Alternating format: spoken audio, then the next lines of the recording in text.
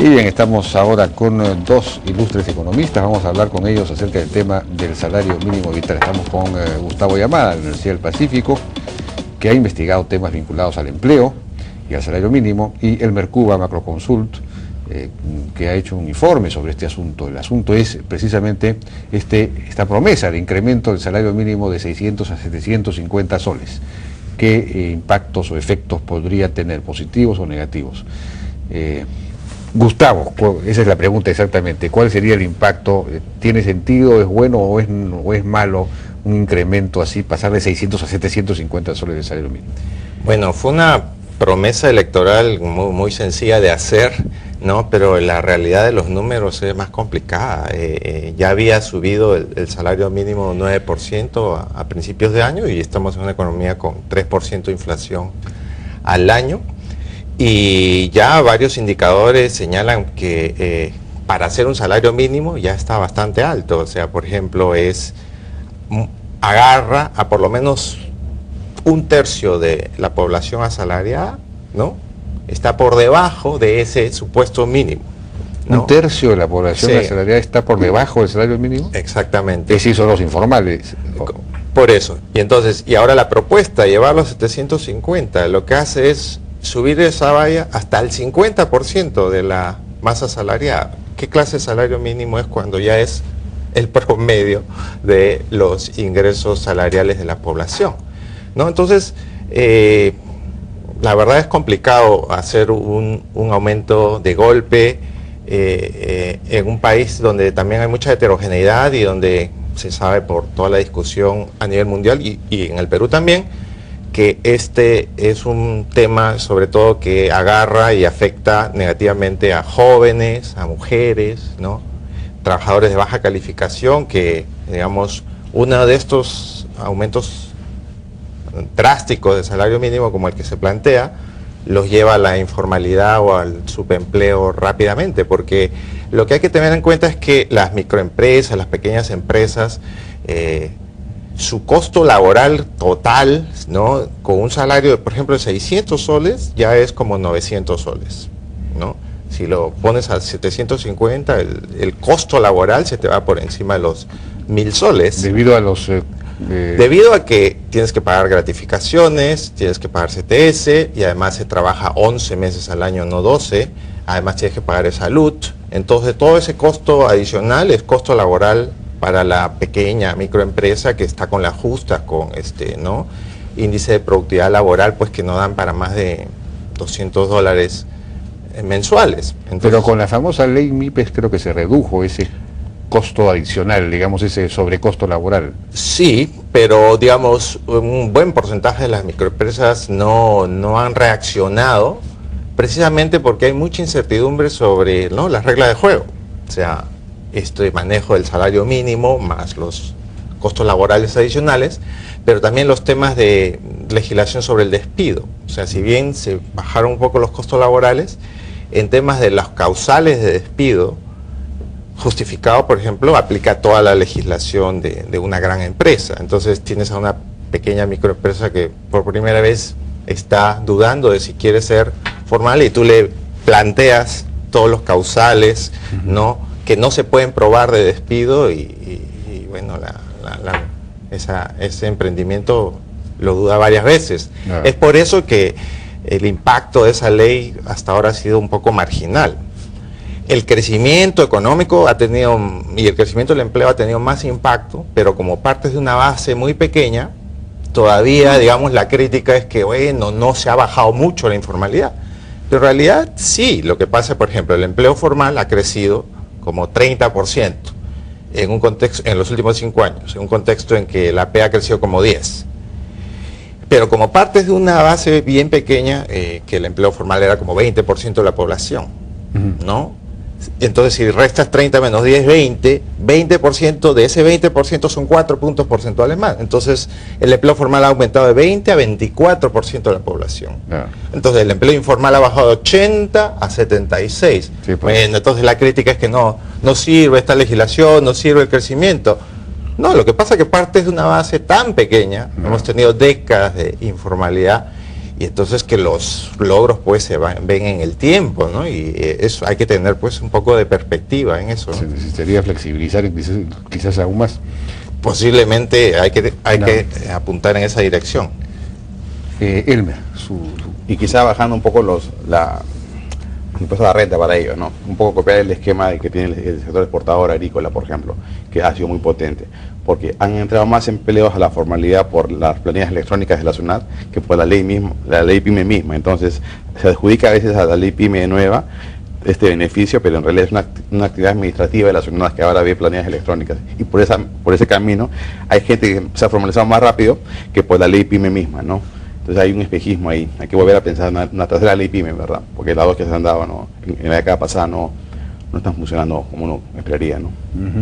Volviendo al tema del mínimo, he leído algunos argumentos a favor que me parecen totalmente falaces, ¿no? Por ejemplo, que el año 81 el mínimo estaba en 1.400 soles, cuando en verdad es conocido que la inflación está mal medida en épocas de hiperinflación. O sea, a fines de los 90 el IPC, tal como se medía, era exageradamente alto, y no se puede indexar el IPC a secas.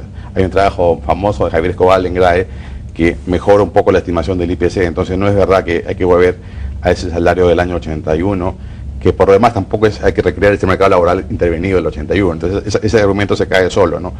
El otro tiene que ver con el costo de la canasta, ¿no? O sea, en teoría un mínimo podría costar un poco lo que vale la canasta, pero también eso es estar de espaldas a la realidad, ¿no?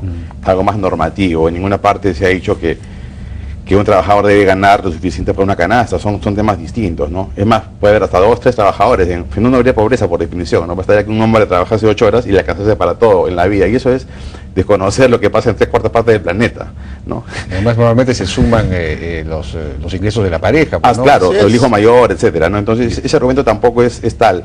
Lo que hay que ver es compararlo con los demás países y comparar cómo está el mínimo en relación a su PIB per cápita, ¿no? Y que no apriete. Y en el caso peruano, el mínimo es uno de los más altos en relación al PIB per cápita peruano, con respecto a otros países. En relación al PBI per cápita, claro. ¿Cómo es eso?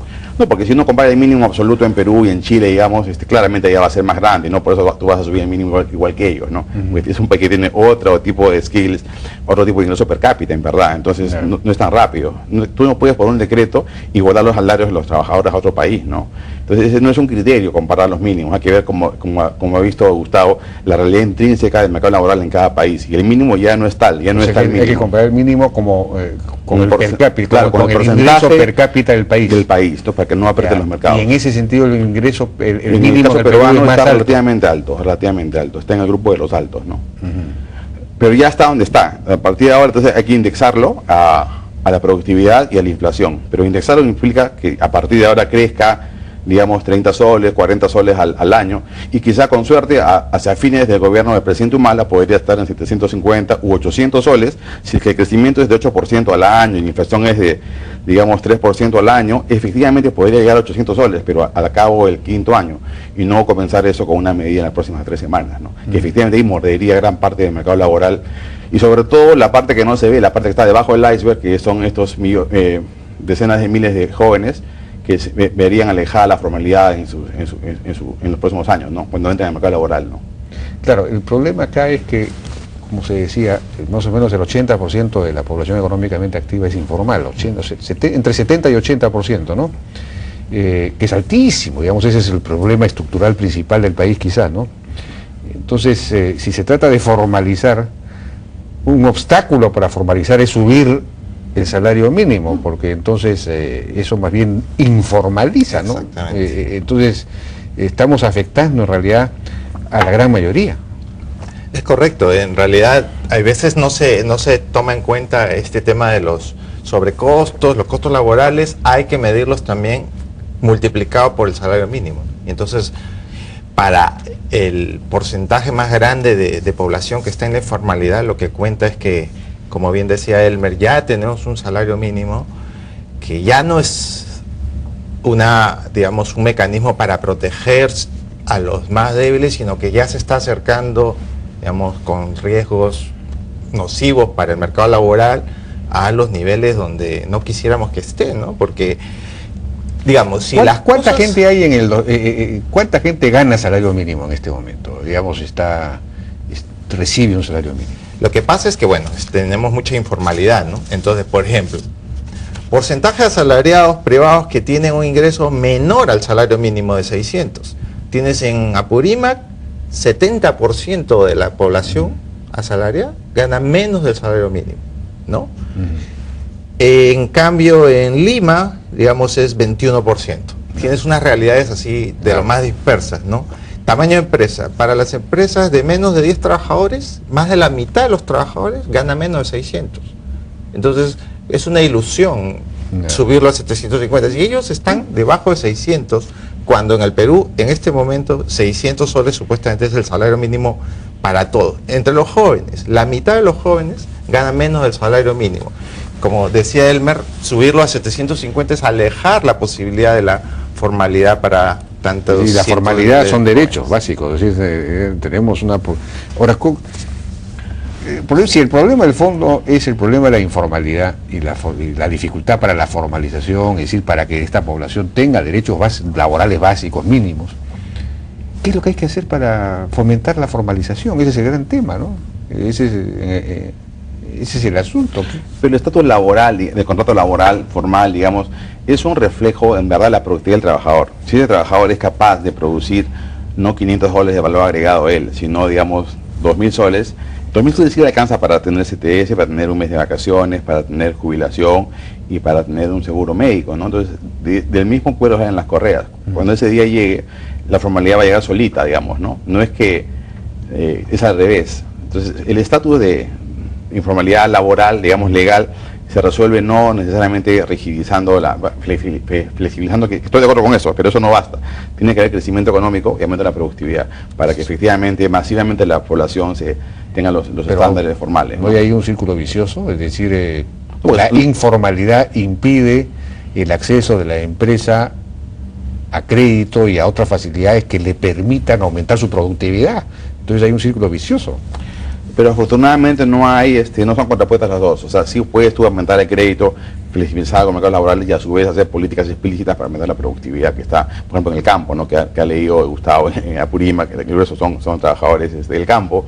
Entonces hay maneras de hacer nuevas tecnologías para mejorar, ¿no? La política industrial, en el buen sentido moderno, bien hecha, eficiente, que no esté en los planes de gobierno, y no creo que la hagan todavía, es la solución final para ese problema, ¿no?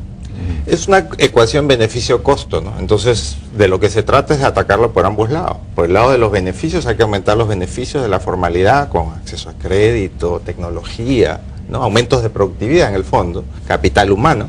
Y por el lado del costo, bueno, hacerle la vida más sencilla, no solo en términos de costos tributarios, costos laborales, sino todos los costos de transacción, ¿no? Los miles de papeleos que tiene que hacer alguien que con las justas tiene 2 operarios y está tratando de empezar un emprendimiento, ¿no? Ya hay una larguísima lista de cosas que tiene que cumplir para estar en la formalidad, ¿no? Entonces, ambos frentes yo creo que se pueden atacar de una manera integral.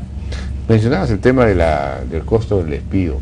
Hay quienes hablan de la flexiseguridad o esquemas como por ejemplo el de Dinamarca, en donde es un país que es emblema pues del estado de bienestar, pero donde sin embargo el mercado laboral es un mercado sumamente flexible. Hay, por así decirlo, como en Estados Unidos, despido libre, es decir, yo puedo despedir sin ninguna expresión a alguien, pero hay un seguro de desempleo que además viene con capacitación y todo lo demás. Entonces la gente puede incluso hasta hacerse despedir o renunciar porque tiene su seguro de desempleo y espera 2 o 3 meses y pasa otro, como la cosa es muy flexible y muy fluida, pues se encuentra trabajo rápidamente, ¿no? Es algo así, no se podría... Claro, la experiencia de Europa y Estados Unidos, ¿no? Digamos, está sintetizada en este tema, como tú bien mencionas, de la flexiseguridad, que tiene un triángulo, ¿no? Por un lado tienes que tener flexibilidad en la contratación y el despido, porque eso es lo que le da competitividad a la economía, que rápidamente puedas reaccionar a los mercados nacionales o internacionales. Pero por otro lado, necesitas seguridad en el tema de no un puesto de trabajo asegurado de por vida, sino protección cuando tú te mueves de un trabajo a otro, ¿no? Y ahí hay que mejorar los esquemas de compensación por tiempo de servicios o seguro de desempleo. Y en tercer lugar, hay que asegurarte de que te mantengas empleable a lo largo de la vida laboral. Entonces ahí tienes que tener esquemas de capacitación continuos para que durante las 10, 12 veces que vayas a cambiar de trabajo durante tu vida laboral, que eso es un poco lo que se estima que en este siglo XXI va a pasar, que cualquiera de nosotros, bueno, los jóvenes más que nosotros, va a tener 10 a 12 periodos distintos, de trabajo distintos, hasta en sectores distintos a lo largo de su vida. Entonces necesita esa empleabilidad, ¿no? Entonces esos tres vértices hay que trabajarlos. Y quizás un contexto de crecimiento económico, ¿no? Porque si Perú crece, digamos, 6, 7, 8% al año, efectivamente la gente comienza a escasear en ciertos segmentos y puedes mandar al diablo a tu jefe porque sabes que el próximo lunes consigues otro empleo similar, ¿no? En cambio, un país que crece 4, 3%, ese es el problema, que cuando entras al desempleo puedes estar mucho tiempo desempleado y es peligroso. Entonces, el contexto macroeconómico ayuda a no hay mejor flexibilidad en un contexto de pleno empleo, ¿no? De acuerdo. Que no es el caso nacional todavía en muchos segmentos, ¿no? Bien, muchísimas gracias a Gustavo Yamada y Elmer Cuba por esta discusión que es muy importante porque tiene que ver efectivamente con el futuro del país y de muchísimos trabajadores y empleados, ¿no es cierto? Vamos a ir a una pausa. Regresamos ahora con el tema del convocado paro de transportes del día de mañana. Vamos a estar con dos dirigentes de transportistas que están en posiciones opuestas, uno a favor del paro y otro en contra. Regresamos.